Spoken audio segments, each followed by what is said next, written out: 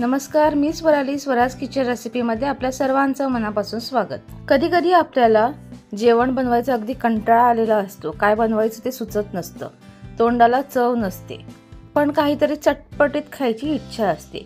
आजची रेसिपी ही अशा वेळेसाठी आहे. आज आपण बनवणार आहोत चटपटीत टोमॅटो चटणी. चला तर मग पटकन सुरू करूया रेसिपीला. टोमॅटो चटणी बनवण्यासाठी आपल्याला एका पॅनमध्ये 2 ते 3 चमचे तेल गरम करून घ्यायचे.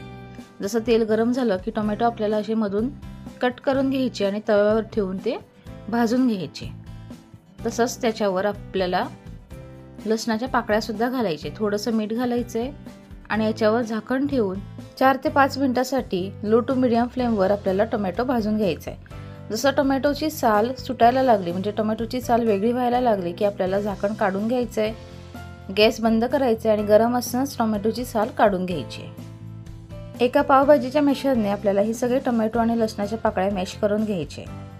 सगळं व्यवस्थित बारीक मॅश झालं की आपल्याला याच्यामध्ये चवीनुसार मीठ, ब्लॅक सॉल्ट, आवडत असल्यास चाट मसाला, बारीक चिरलेला कांदा, कोथिंबीर एवढं सगळं घालून हे व्यवस्थित मिक्स करून घ्यायचं. यामध्ये मी इथे 1 चमचा लाल तिखट घातलेला आहे. आपण या लाल तिखटाच्या जागी हिरवी मिरची बारीक चिरून सुद्धा घालू शकता.